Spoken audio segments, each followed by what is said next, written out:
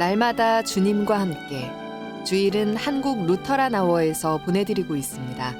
오늘 말씀의 중앙 루터교회 최주훈 목사입니다. 하나님 아버지와 우리 주 예수 그리스도로부터 오는 은혜와 평강이 여러분 모두에게 함께 하시기를 바랍니다. 2022년 새해 첫 번째 주일입니다. 그러니까 새해 인사부터 좀 해야겠죠. 우리 주변에 있는 분들과 같이 새해 인사 함께 나누도록 하겠습니다. 새해 복 많이 받으십시오. 네. 새해가 되면 늘 복 많이 받으십시오라고 그렇게 우리가 늘 인사를 하게 됩니다. 근데 사람마다 생각하는 그 복의 종류가 참 다양한 것 같아요. 지난해보다는 먹고 사는 형편이 좀 나아지기를 바라는 그런 복도 있고, 또 가정의 건강과 안녕을 바라는 복, 또 나라와 지구의 평화를 위한 그런 복을 기원하는 복까지 우리가 소원하는 복의 종류는 매우 다양합니다. 무엇보다도 올해 우리 모두의 소원하는 복 중에 하나는 코로나의 이 우울함을 벗어버리는 것일 겁니다. 마스크 벗은 얼굴로 사람들을 좀 기쁘게 좀 만나고, 또 밥상머리에 함께 이렇게 어우러져서 함께 앉아서 마음껏 웃고 떠들면서 식사도 같이 나누고, 또 그런 서로의 정을 도타에 나눌 수 있는 그런 복이 올 한 해 우리에게 꼭 임했으면 좋겠습니다. 이제 새해를 위해서 오늘 말씀에 좀 귀를 기울여 보려고 하는데요. 오늘 복음서 말씀은 마태복음 11장 25절부터 30절 말씀입니다. 주님께서 12 제자를 데리고 전도 여행을 하던 길이었죠. 그러다가 주님께서 이 말씀을 들려주시고 계시는데요. 거기에 나와 있는 11장 28절의 말씀은 올해 우리 교회가 주제 성구로 삼은 그 구절이 이 안에 담겨 있습니다. 우리 한번 따라서 좀 해볼까요? 수고하고 무거운 짐진 자들아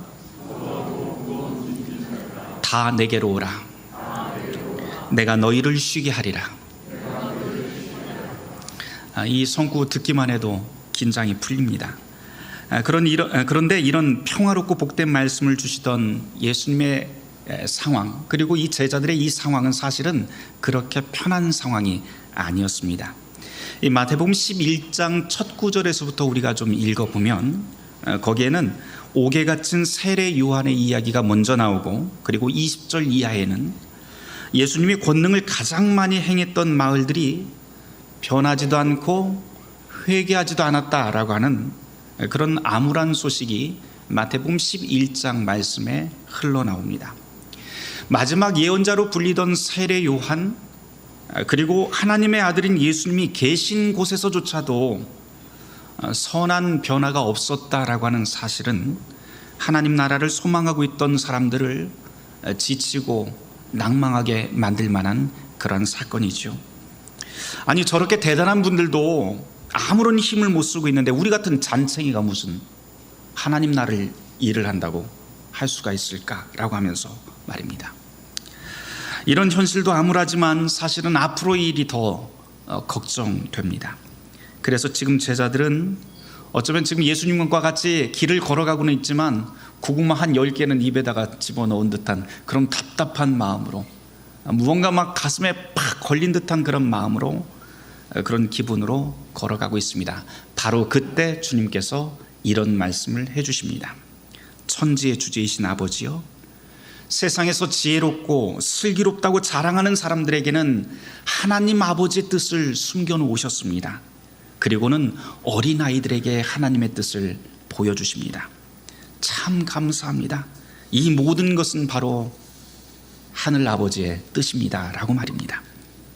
모두가 희망 없다고 떨구고 있는, 고개를 떨구고 있던 그때 주님은 여전히 그 암울한 상황에도 희망이 있다라고 말씀을 해주고 계시지요. 그러면서 어린아이로 상징되고 있는 힘없고 약한 사람들, 그래서 하늘만 바라봐야 하는 사람들, 하늘만 기대면서 기도하면서 살 수밖에 없는 그런 사람들에게 하나님은 당신의 뜻을 알리고 하나님의 뜻을 펼치신다라고 그렇게 말씀해 주십니다. 그리고는 하시는 말씀이 수고하고 무거운 짐진 자들아 다 내게로 오라. 내가 너희를 쉬게 하겠다라고 그렇게 말씀해 주십니다. 제자들에게 이 말씀을 해주시던 예수님의 모습을 한번 상상해 보았습니다. 아마 예수님은 두 팔을 벌려서 제자들 앞에서 이렇게 서신 다음에 아주 맑은 눈동자로 제자들을 쳐다보시면서 이렇게 말씀하셨을 거예요. 수고하고 무거운 짐진 자들아 다 내게로 오라고 말입니다. 내가 너희를 쉬게 하겠다. 예수님께서 이렇게 부르시는 이 아름다운 초대는 지금 우리에게도 그대로 유효합니다. 주님은 우리를 힘들게 하고 피곤하게 하는 모든 것들을 그대로 가져오라고 그렇게 말씀을 하시죠. 우리가 살아가면서 내가 책임져야 될 일들, 그런 스트레스, 사람들의 관심, 질병, 슬픔, 미래에 대한 암울한 두려움, 과거의 사건이 내 마음을 핥힌 그 상처들, 그리고 압박감, 그리고 때때로 신앙의 이름으로 찾아오는 이름 모를 여러 짐들 등등, 주님은 이 모든 것을 가져오라고, 그리고는 다 맡기고 안식을 얻어가라고 그렇게 초대하십니다. 주님께서 바로 이 말씀을 하시는데요, 이 말씀을 들어보면 주님에게서 이런 안식을 얻을 수 있고 가져갈 수 있다라고 하는 말씀일 텐데, 문제는 예수님이 우리 눈앞에 보이질 않잖아요. 그러면 우리는 도대체 이 참 안식을 어디에서 어떻게 구할 수 있을까요? 우리 교회 배너 이야기를 좀 하려고 합니다. 영어로는 현수막을 뜻하는 배너라고 부르긴 하지만 천을 길게 위에서부터 아래로 길게 드리웠다라고 해서 드림천이라고도 그렇게 부르는데요. 우리 교회는 해마다 여러분들 잘 아시다시피 해마다 표 그리고 주제성구를 담아서 이렇게 배너를 만듭니다. 색깔이 다른 4장의 드림천이 벽에 걸리게 되는데 교회력에 맞춰서 검은색을 제외한 백색, 녹색, 보라, 빨강이라고 하는 그런 색깔의 배너가 이렇게 걸리게 됩니다. 백색은 색깔의 그런 이미지 그대로 순결과 거룩, 완전함과 기쁨을 상징하는 색이라서 성탄의 절기나 또는 부활의 절기에 그렇게 백색이 사용이 되고 하죠. 보라색은 또 회개, 기도, 준비 이런 뜻이 담겨 있습니다. 또 녹색은 성장과 번영을 상징을 하고요. 빨강은 성령의 임재를 뜻합니다. 여러분이 잘 보시면 알겠지만 우리 교회력 절기에 따라서 그 알맞은 색깔의 배너가 저기 오르간 위에 이렇게 걸리게 됩니다. 지금은 성탄의 절기이기 때문에 저기 흰색 배너가 걸려 있는데요. 그 배너 안에 있는 내용을 좀 한번 살펴보았으면 좋겠습니다. 배너 안에 큰 글씨가 있는데 그것은 올해 우리 교회의 표입니다. 한번 따라서 해볼까요? 그리스도의 은총에 거하라. 네, 올 한 해 우리는 그리스도의 은총에 거하라 라고 하는 주제로 함께 살아가려고 합니다. 이 은총이라고 하는 말은 은혜라고 하는 말과 같은 말입니다. 하나님이 거저 주시는 선물이라고 하는 뜻이지요. 하나님이 우리에게 거저 주시는 그런 선물 가운데서, 그런 거룩하고 복된 선물 안에서 올 한 해 우리 교인들이 함께 살아가자라고 하는 뜻을 담아 보았습니다. 이 표와 함께 연결된 성구가 오늘 함께 나눈 복음서 말씀이죠. 수고하고 무거운 짐진 자들아 다 내게로 오라. 내가 너희를 쉬게 하리라 입니다. 문제는 앞서도 말씀을 드렸지만 그렇게 지친 성도들이 어떻게 어디서 그런 쉼을 얻을 수 있는가, 구체적인 방법은 무엇인가 라고 하는 게 우리한테 굉장히 큰 문제가 됩니다. 배너에 그 답을 어느 정도 담아놨어요. 여러분들 배너 한번 다시 보시죠. 거기에 보면 잔과 포도, 밀, 보리 이렇게 담겨 있습니다. 여러분이 무슨 뜻인지 잘 알 거예요. 이거는 성찬을 상징하는 상징물들입니다. 제가 얼마 전에 그 예배란 무엇인가라고 하는 책을 출간을 했는데요. 그 책에서 제가 가장 강조하는 주제 중 하나가 성찬입니다. 지난 2000년간의 기독교 역사를 함께 이렇게 쭉 둘러보면 시대와 환경이 변하면 예배 형식도 계속해서 살아있는 생물처럼 계속해서 변하게 되는 것을 보게 됩니다. 그런데 그럼에도 불구하고, 시대와 환경이 변함에도 불구하고 변하지 않는 하나의 큰 덩어리가 있는데 그것이 바로 성찬입니다. 성찬이라고 하는 것은 그래서 교회가 교회 되게끔 하는 그런 것이죠. 그래서 성찬을 그냥 교회 주일 설교 다음에 그냥 이어지는 주일 예배 순서로 이해하면 곤란합니다. 성찬이라고 하는 것은 서로 다른 우리를 그리스도 안에서 하나로 묶는 하나님의 선물이고요. 우리가 한 밥상을 나눈 식구, 한 몸이라고 하는 공동체 정신, 그리고 그리스도가 우리의 밥이 되어서 몸을 나눠주신 것처럼 그리스도를 따르는 우리도 이제는 그렇게 세상을 위해서 우리의 것들을 나누면서 살겠다라고 하는 신앙의 고백이 바로 성찬입니다. 저 드림천에 바로 그런 정신이 담겨 있어요. 드림천을 잘 보시면 가장 중심에는 지치고 상한 사람을 쉼으로 초대하겠다는 주님의 복음의 말씀이 들어있고요. 그 위쪽으로는 녹색 보리와 밀 이삭이 두 개가 이렇게 나와 있습니다. 사실은 실제로는 밀 이삭이나 보리 이삭이나 거의 모양이 같은데요. 보리 이삭이 조금 더 굵습니다. 그래서 왼쪽은 보리 이삭, 오른쪽은 밀 이삭 이렇게 생각하시면 될 것 같습니다. 그런데 둘 다 상징하는 것은 똑같지요. 떡이라고 하는 것을 상징을 하고 또 우리가 살아가는 데 필요한 모든 양식을 뜻하는 것이 바로 보리와 밀입니다. 성경에서 보면 오병이어의 기적이 나오고요. 또 주님의 몸을 상징하는 그 떡이 바로 이것을 뜻합니다. 그래서 위에 있는 보리와 밀, 이삭이라고 하는 것은 우리 모두가 살아가는 데 필요한 모든 것들, 모든 양식들을 뜻합니다. 그 아래쪽을 한번 보도록 할까요? 말씀 아래에 보면 그리스도의 피, 포도주를 뜻하는 포도와 함께 황금색 잔이 여러분을 보실 수 있을 겁니다. 그런데 더 잘 보면 저 황금색 잔은요, 사람이 이렇게 두 손으로 이렇게 받치고 있는 그런 형상입니다. 황금색이라고 하는 것은 변하지 않는 것, 영원한 것이라고 하는 뜻이지요. 그래서 저 황금색 잔이 뜻하는 것은 단순한 잔이 아니라 바로 그리스도 예수를 섬기는 신실한 성도들의 손, 우리의 손이 그렇게 거룩하게 되기를 염원만 하면서 저 그림을 그렸습니다. 신실한 성도의 손 또한 변함없는 신앙의 마음을 뜻하는 것이 바로 저 황금색 잔입니다. 우리가 그렇게 그리스도의 선한 뜻을 조심스럽게 우리의 손으로 우리의 마음으로 받아들이면서 올 한 해 살겠다라고 하는 그런 뜻을 저렇게 담아 보았습니다. 여기서 한 발 더 나아가 보죠. 밀 이삭을 여러분들이 다시 한번 잘 보시면 다 연두색인데, 다 녹색인데 유독 한 톨의 이삭만 색깔이 다른 것을 보실 수 있습니다. 저는 저 나달, 색깔 다른 저 나달 하나에 레위기 23장 22절 말씀을 한번 담아 보았습니다. 제가 레위기 23장 22절 말씀을 한번 읽어보도록 하죠.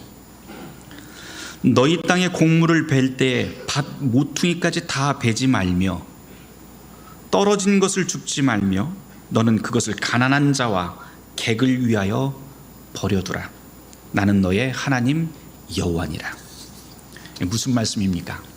밭 한 평을 추수하더라도 몽땅 다 걷어들여서 자기 것으로 삼지 말고 작은 한 모퉁이를 남겨놓으라고 하는 하나님의 명령인데요. 저 작은 모퉁이, 남겨놓은 저 작은 모퉁이는 바로 땅 주인의 소유가 아니라 고아, 나그네, 그리고 홀로 된 여인, 심지어는요 성경에서 보면 먹이를 찾아 나서는 들짐승들을 위한 그런 양식으로 남겨놓으라고 주님께서 명령을 하십니다.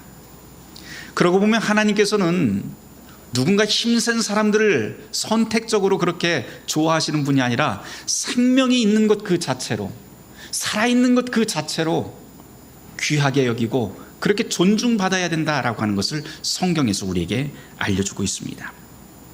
우리가 살아가고 있는 세상이라고 하는 것은요 절대로 혼자서 살 수 있는 그런 세상이 아닙니다.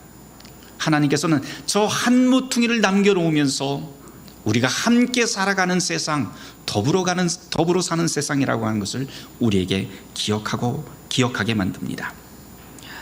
저 그림을 보면서 우리는 늘 우리의 삶의 한 구석에 나와 함께 살아가고 있는 이웃이 있다라고 하는 것을 좀 기억을 했으면 좋겠습니다. 그리고 그것을 당연하게 여기면서 내 소유물의 한쪽 구석을 그런 약하고 힘들어하는 이웃들을 위해서 내어놓는 삶이 하나님의 뜻이며 그것이 당연한 우리의 삶의 자세라고 하는 것을 기억을 하면 좋겠습니다. 색깔 다른 나달 하나, 그리고 색깔 다른 포도알 하나, 거기에 바로 그런 뜻이 담겨 있습니다. 우리 신앙이 말만 무성한 공허한 신앙이 아니라 이렇게 나눔의 실천을 몸으로 살아내자고 하는 뜻이지요. 여러분, 내리사랑이라고 하는 말 잘 아실 거예요. 사랑은 부모에서부터 자녀에게로 계속해서 내리사랑이라고 하는 뜻입니다.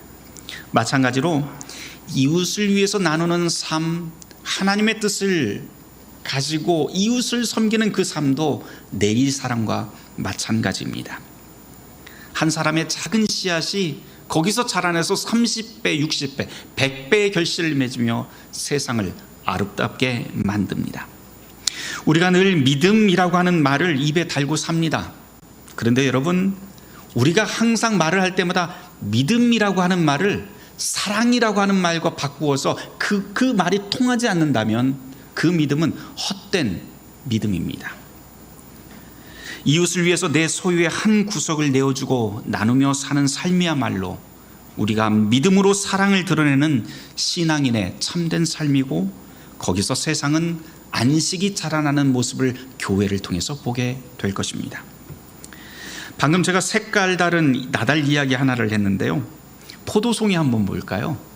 포도송이를 보면 거기에도 색깔 다른 포도송이가 하나 있고요, 또 꼭지도 약간 색깔이 다르고요, 그 옆에 보면 약간 진한 색깔의 약간 모양 다른 이파리인지 아니면 알인지 잘 모르는 그 색깔 다른 것이 또 하나가 있습니다. 포도 한 송이 안에 이렇게 여러 가지 색을 담은 의도도 좀 있습니다. 이거 말씀드리기 전에 제가 저기 오른쪽 벽에 보시면 십자가, 나무 십자가 큰 게 여러분들 처음 보시는 십자가가 걸려 있는데요, 이 이야기를 좀 해야 될 것 같습니다.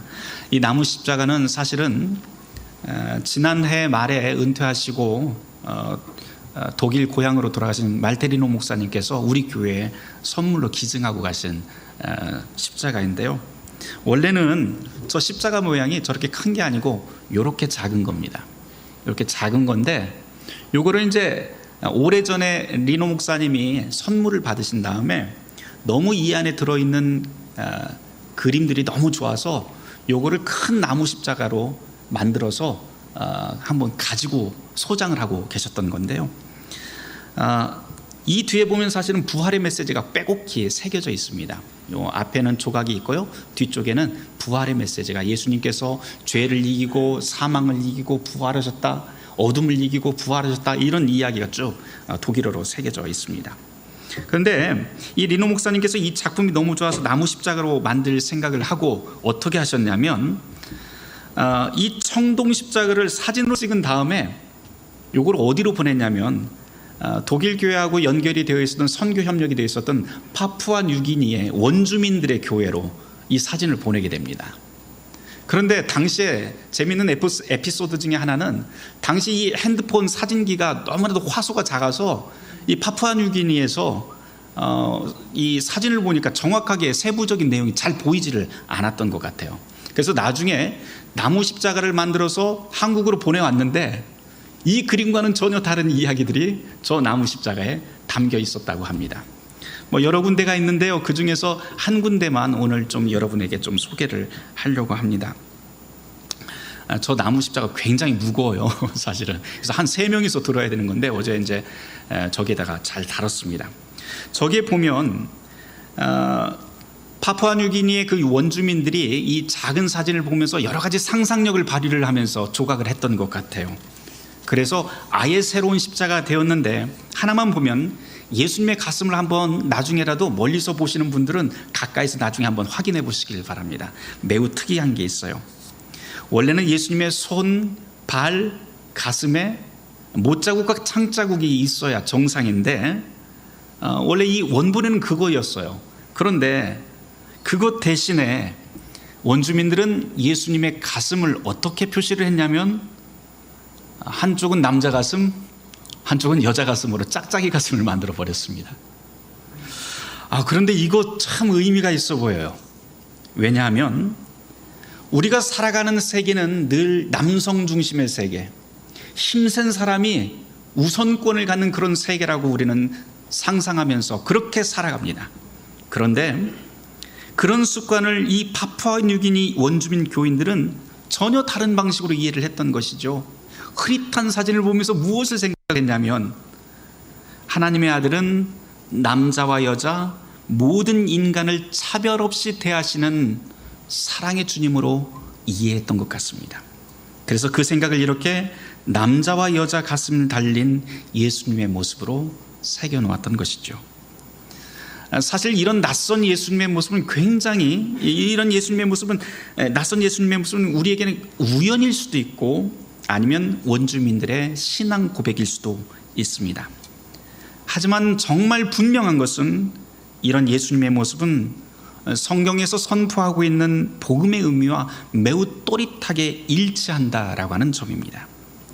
차별 없는 세상, 누구든지 존중받고 말할 수 있고 기댈 수 있는 세상, 유대인이나 헬라인이나 배운 자나 배우지 못한 자나 가난한 자나 부자나 남자나 여자나 노인이나 어린아이나 얼굴색과 몸 모양이 달라도 모두가 차별 없이 귀하게 존중받는 세상, 이것이 주님이 우리에게 선포하신 하나님 나라의 복음입니다. 우리 배너에 포도송이가 여러 가지 색깔들이 담겨 있는데요, 바로 이런 뜻이 담겨 있습니다. 같은 색깔, 같은 취향, 같은 고향, 같은 학벌, 같은 수준의 사람들만 모이는 곳이라고 하면 그것은 교회가 아닙니다. 의인만 모인 곳도 교회가 아닙니다. 교회는 아우스티누스의 말대로 의인과 악인의 혼합체이지요. 그런 사람들의 모임이 그리스도 때문에 매일매일 정의로워지고, 그리스도 때문에 매일매일 선해지고, 그리스도 때문에 이웃의 안전과 유익을 향해서 점점 변해가는 곳, 그것이 바로 거룩한 교회입니다. 그리고 그런 곳이라면 누구라도 있는 그대로의 모습 그대로 받아들여질 수 있고 누구라도 변할 수 있게 됩니다. 그런 곳이 교회입니다. 사랑하는 성도 여러분, 말씀과 성찬으로, 그리고 성찬의 정신으로 함께 기쁜 마음으로 2022년 한 해를 여러분과 같이 여행합시다.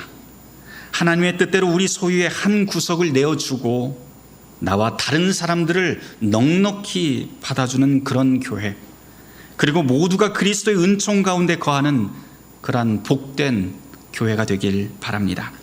바라기는 수고하고 무거운 짐진 자들아 다 내게로 오라, 내가 너희를 쉬게 하겠다라고 하는 이 주님의 말씀이 저와 여러분의 삶 속에서 풍성히 체험되는 한 해가 되길 주님의 이름으로 축원합니다.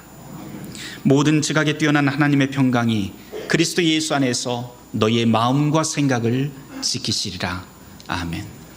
오늘 이 말씀을 놓고 잠시 침묵 기도하도록 하겠습니다.